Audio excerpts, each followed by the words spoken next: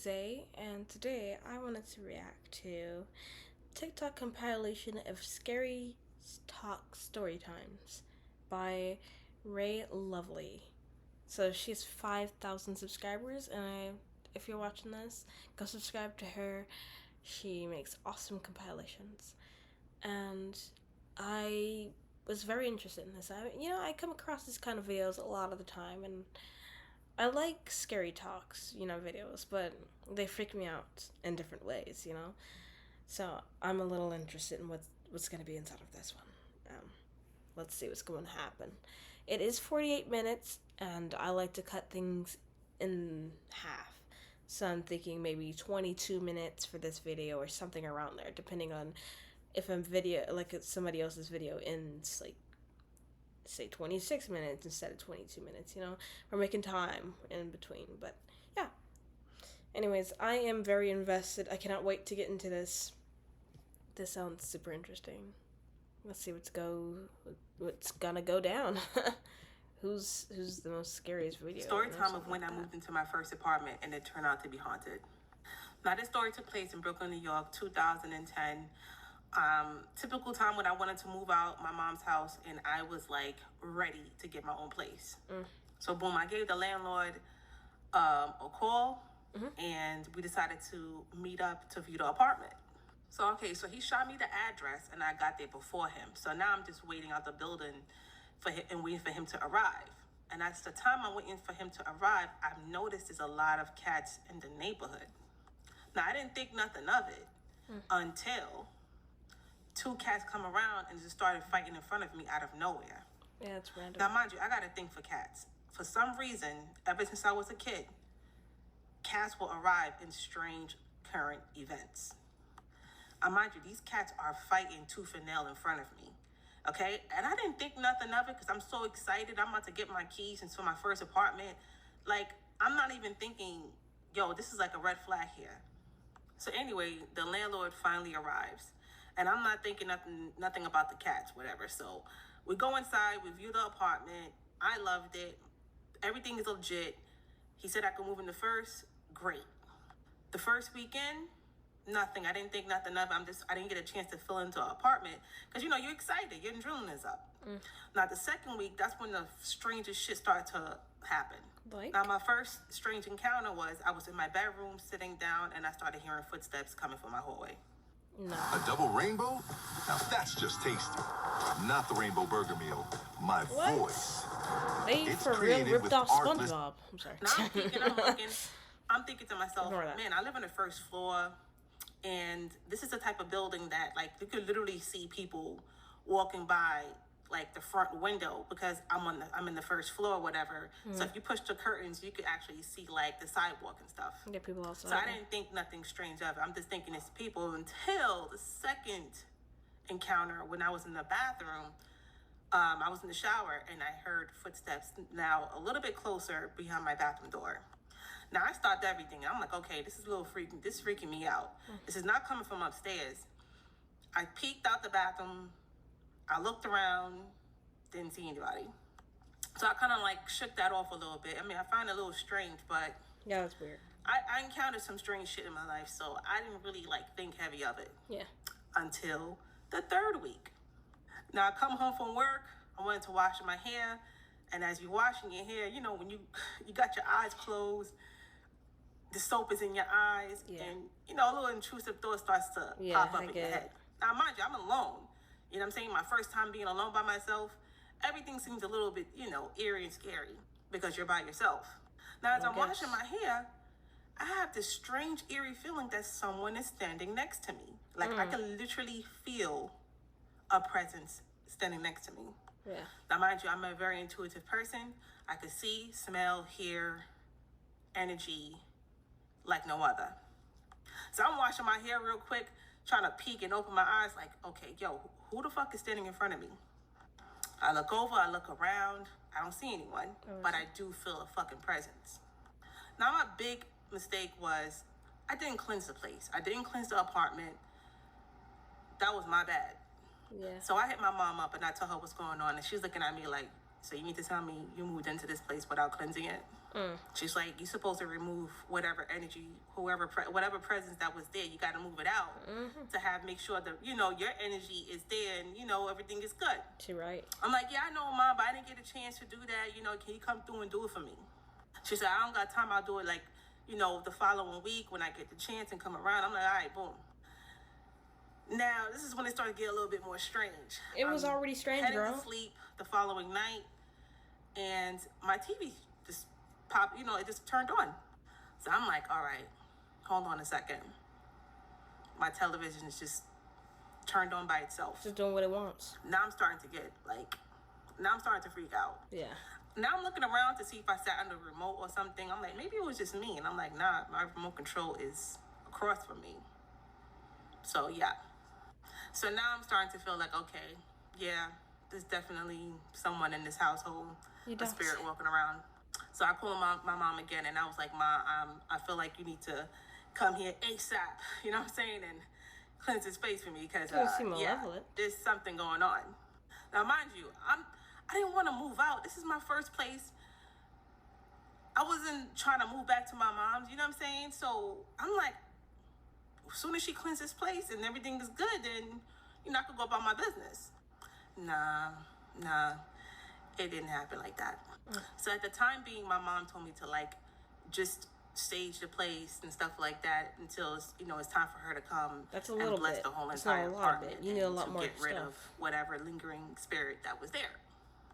I did that. It worked for a few days, maybe like a week or whatever, until the following week later, it started happening again. Now this time it got a little bit more stranger. And so anyway, as I'm sleeping, I could feel a presence standing in front of me. And now I'm like, okay, now I can't sleep. Because I'm opening my eyes and I'm like, I feel a presence in front of me. I toss and turn. I try to fall asleep. My alarm finally goes off. And I'm trying to open my eyes.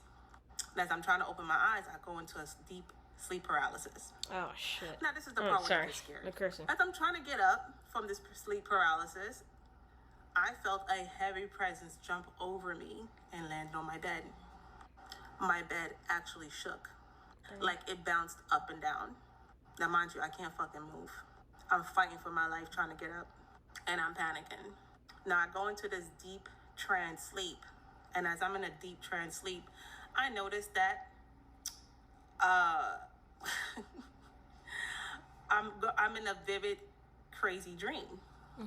And I'm like, okay, I'm going through a sleep paralysis. I felt like it was a dream, but it wasn't. It was me, my spirit, really walking around the house as I was still asleep. It was kind of like an out-of-body experience. Now I'm walking around my apartment, and my apartment seems a little tad bit old. It's not how I viewed it, not how I decorated it. It's back in the past. I felt like I went back in time of when this apartment was first built. I noticed weird furniture, old furniture, even a gas lamp or whatever. And I noticed that it was sunny outside, but when I opened the door, it was dark. Commercials got me cray.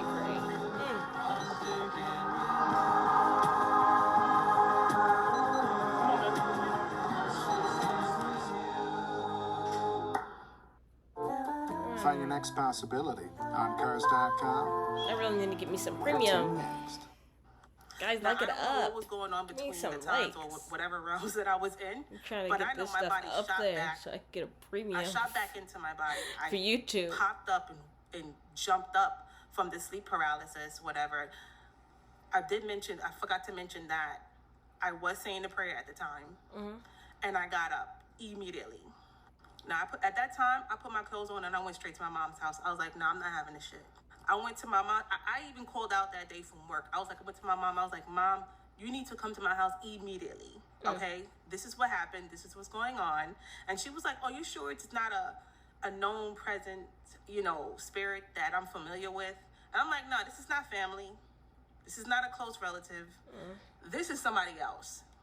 Now, my mom looked at me and was like, oh, no. So she went and got some few, spiritual items for me to cleanse the house, some prayers and stuff like that. And she said, as soon as you walk into your apartment, this is what you're going to do. She came afterwards, but she helped me cleanse the place up and everything.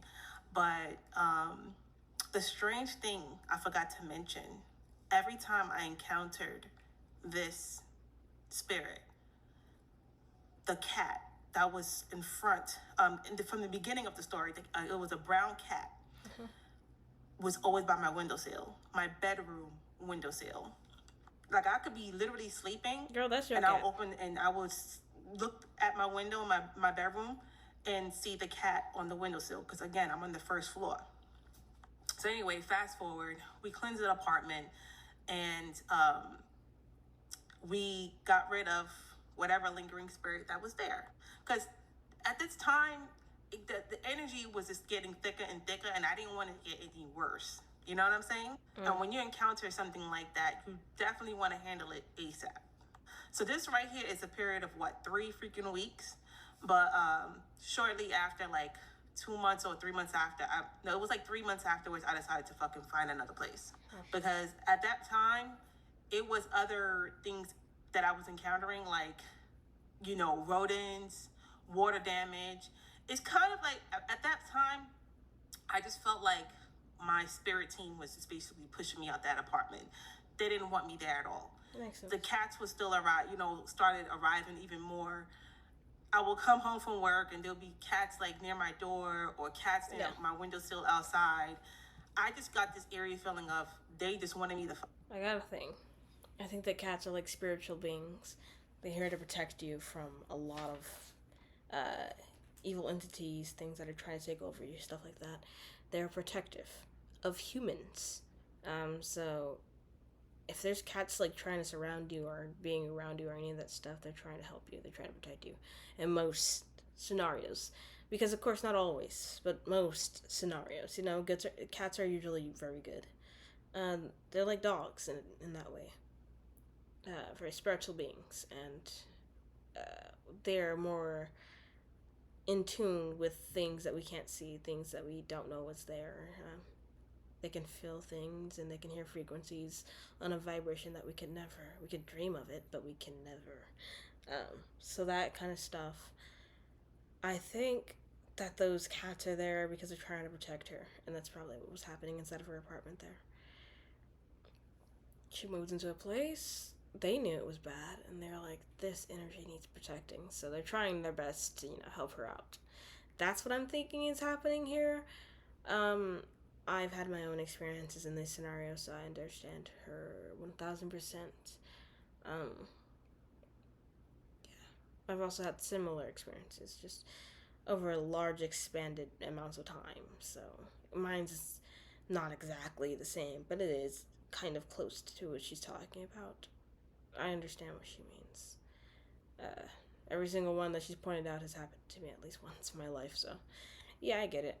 I get it. Yeah. But there is a lot more people barely ever talk about when it comes to cleaning a house before you get in it, while you're in it. It doesn't matter. Cleansing a house is very important. And another thing that everybody always forgets to talk about is when you start bringing in your own things and putting your own things on the wall, that is kind of when your energy starts to be put more into that house, because you are bringing your energy and putting your energy around. You're infesting that area with your energy, and your energy, whatever is on those paintings, whatever is inside of those items that you're putting around, they're most likely have your energy and whatever energy you're feeling at that time. So if it has you in it as an essence, your entire vibration as an essence, plus the energy of the essence that you were feeling at that time. If you're angry at one time and you're looking into a mirror, that mirror, you put it down in your bedroom, you have anger emanating from that mirror at all times. Don't forget that, because that is just how energy works. Everything is on a frequency, it's on a vibrational plane. We can't see it, but it's there. It's just like a microwave frequency. We can't see that, but it's there, and it, like we can see the effects of these certain things. It's all like that. Everything is like that in this world. There's no such thing as a thing that doesn't have a frequency. If it doesn't have a frequency, it's not from us. It's not from the universe, which means it's not of this world. But anyways, way off topic. Yeah, this story is crazy. Long story short, girl. fuck out. So yeah, I got out of She there. gotta They get shoved out me of out of there. My there. spirit team got me out of there. And I ended up finding a better apartment that wasn't haunted. Yeah, that's good. So yeah, that's my spooky. Want your video to stand out? Go to motionarray.com.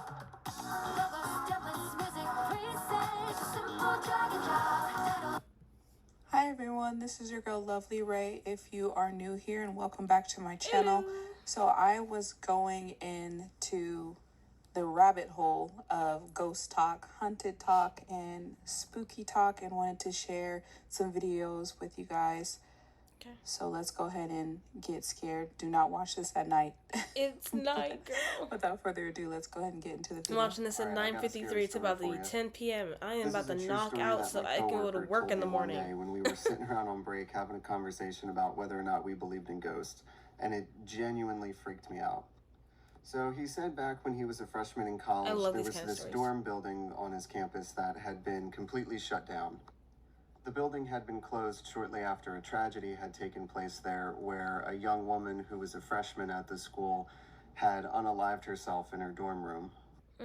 So one night, my coworker and one of his college buddies are just sort of roaming around campus looking for something to do when they suddenly find themselves by this building. Now, they had heard the story about what had happened in there, and they knew that the school had closed the building off to any students, but being young, adventurous college kids, they kind of looked at each other and were like, screw it, let's see if we can get in there and explore the place. Of course they were. To their surprise, they actually managed to get into the building pretty easily. And once they were in there, they saw that most of the furniture had been cleared out, lights were off, and even many of the doors inside were deadbolted. So it was clear that no one had been living in that building for quite some time. So they continue exploring the place, just walking up and down the halls and checking out the different rooms, or at least the ones they could get into. Eventually, they found themselves on this one floor of the building that had pretty much nothing but dorm rooms. So they're walking down this one hallway, and as they go, they're stopping at each of the dorm rooms and trying the doors to see if any of them are unlocked or if they can get in, but sure enough, they're all deadbolted. But eventually, they find this one door that doesn't have a lock on it, so they're like, oh, finally, maybe we can actually get into this room. So they try to open it, but for whatever reason, they can only seem to get the door open by like a couple inches. In his own words, he said it was as if someone was on the other side of the door trying to hold it shut. So they're standing there struggling with this door, trying to open it, but it won't budge, and they're looking at each other like, what the hell's on the other side of this door that's blocking it? Eventually, they just get fed up and they say, you know what, let's just... That is a very normal thing whenever the people are talking about experiencing hauntings and stuff. That's something that happens a lot. A lot. It's something that's not, known, I guess, well known, but it is talked about a lot. move on and try to explore some other rooms. But as they start to walk away, they hear the door behind them slowly creak open. Now, his buddy who's with him is just immediately spooked and just takes off running and just kind of leaves him behind. But my coworker has the opposite response, and he actually freezes there for a moment before he slowly turns around, and when he does, he sees that, sure enough, the door is open and that there's actually a young woman standing in the doorway. And unlike his friend, he wasn't scared, he actually felt bad, so he immediately starts apologizing to her. He's like, oh my God, I'm so sorry. Like, my friend and I were just exploring this place. We thought it was closed down. We didn't think anybody was living in these rooms. Like, we're really sorry for bothering you. I hope we didn't scare you at all. And the girl was actually really cool about it. She didn't seem upset at all. She told him that it was okay and that she understood, and even introduced herself and began to strike up a conversation with him. So they start making small talk, just talking about, that they're both freshmen and where they're from and, what their majors are and just things like that. And eventually she tells him that she had actually transferred from another school, but is now living on this campus and that this is her dorm room.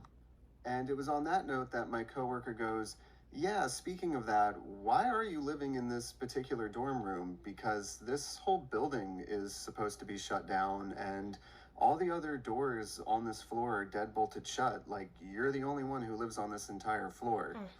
And he said she was just very sort of nonchalant about it and kind of just looked at him and went, oh, really? Oh, I don't know. And basically just brushed it off like she didn't know what he was talking about. So he thought that was kind of weird, but he figured whatever. He didn't want to press her on it too much, so he continued just making small talk with her. But as he continued making small talk with her, he said eventually his eyes kind of started to drift past her and look behind her into the room. And it was then that he noticed that the room was completely empty. There was no furniture, no bed, no desk, no personal belongings. It was just a completely bare, empty room. I like the fact that So they just once had he a nice notices conversation. this, with he's her. just immediately really confused and weirded out. So he tells her, you know what, I should probably get going. I gotta go find my friend, but it was nice meeting you. So they say goodbye, and he leaves and catches up with his friend and tells him all about that sort of both normal but weird exchange that he just had with this girl. So days go by, and he's still just trying to wrap his head around this weird interaction. And he eventually gets to the point where he's like, you know what, I'm gonna look up that case where the girl had unalived herself in that dorm building. So he looks it up and he finds the name of the girl who had passed away in there. And sure enough, it was the same name as the girl that he had talked to that night. Of course. He said him and his friend have never gone back into that building and that it's still abandoned till this very day. When I was 16, 17 years old, my bedroom was the attic of my parents' house. Bro had a Hanaku bathroom spirit moment. You know, the Japanese story of Hanaku, the ghost. And then he's haunting the bathroom stalls. It's one of those moments where you're just like, wait a second, I'm having a big chill story time with this guy. He's not alive. That reminds me of a story my mom told me. She used to work at a residence, like for elderly people. She used to work at one of those places where they take care of them, like a nursing home, kind of. She said she had a whole conversation with one of the people that she usually serves every morning, only to find out that she was gone already. She had passed away in her room at like 3 a.m.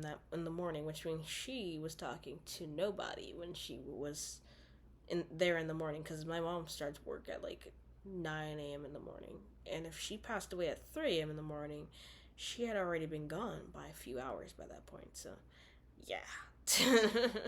I'm not sure if those are the exact numbers, but I do know that it's like it was early in the morning. This was like almost a decade ago. So I'm going off of my memory from like a decade ago, which it might be wrong now. Because I was a kid at the time, so it's different, yeah. Whatever, we're off topic. Let's get back into this. One night, I proceed to have one of the most real feeling dreams I've ever had. In the dream, I'm sleeping in my bed. I wake up in the dream to an older woman standing in the corner of my bedroom. I do not know this woman, never seen this woman. She actually looked quite ghost-like, a little translucent. You could see through her a bit. Like, she looked like a ghost. She proceeds to ask me, I have a son. He needs someone to play with. Would you mind playing with him? Not sure why I chose to say yes, but I did. And I was like, yeah, I'll totally play with your son. Do your thing. That seems totally normal. Like, we're in a dream, so, like, fine, I'll play with your son. As soon as I say, yeah, I'll play with your son, he appears, like, if I'm laying in my bed, like, she's on this side, he appears on this side of the room, like, right where the stairs are, the top of the steps. And he starts to walk over to my bed, comes to my bed, and he's like, let's play arm wrestling. So I'm like, yeah, no problem, let's play arm wrestling. So I put my hand up like this, he puts his hand in my hand, and we are arm wrestling. Mm-hmm. At first, it's like a good give and go. We're like, oh, yeah. And then, like, he pins my hand completely down. Yeah. I feel his hand. Hold on. I feel his hand around my hand, ice cold. He pins my hand down and is staring at me. Okay. And I'm like, okay, like, let's play again. And he goes, I don't think you want to play this game with me. Just like that, like, dead stare. I don't think you want to play this game with me. He said it's finna get serious if you want to keep going, girl. I am a strong arm wrestler. You don't even know the half of it. What does that mean? Let's play, like, okay, let's play the game. So he goes, no problem. Digs his nails into my hand like that and starts pinning my hand to the bed, yelling, I win, I win, I win, I win, I win, I win, I win, I win, I win. I rip my hand away from his. I feel the scratch marks on my, like, right here. And then he takes a step back with this, like, grin on his face.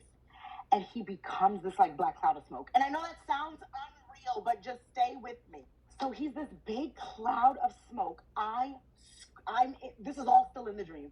I get up, I'm screaming, I jump out of my bed. Here's where it gets crazy. It was already crazy. I jump out of my bed in the dream, and I wake up in real life, and I am fully standing on my feet. So as I'm standing on my feet, I'm like, what the fuck just happened? I'm down the stairs, out the room, right?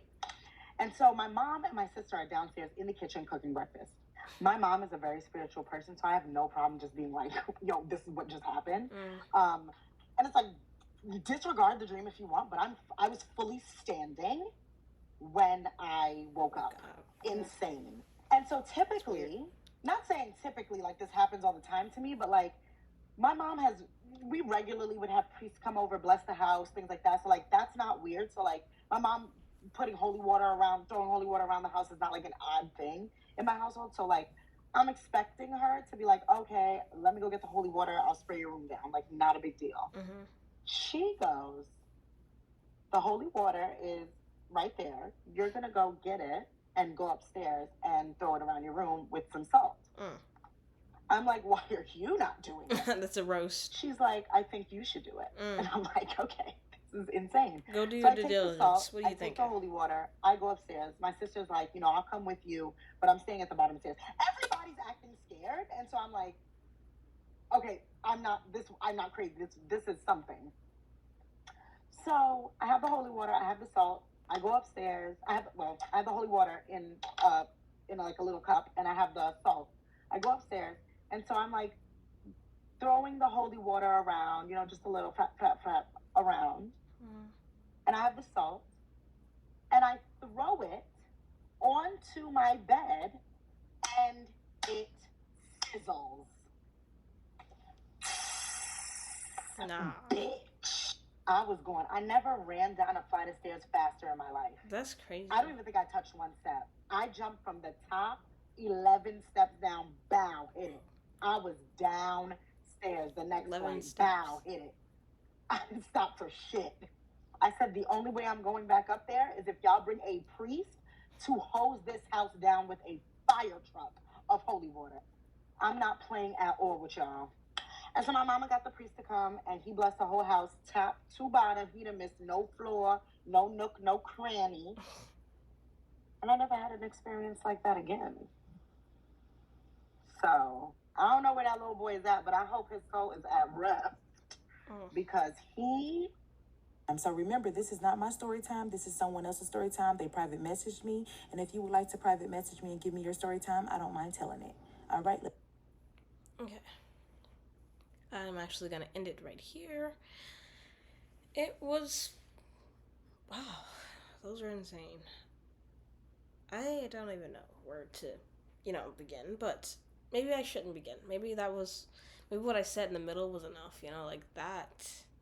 These are some crazy stories. And whether you believe in ghosts or not, or any spiritual thing, suspend your belief for a couple of seconds and just come live inside of Wonderland of Crazy with me for a couple of seconds. Because Wonderland of Crazy is where all the fun stuff is, okay? And, yeah. So, have a good day. Thanks for watching.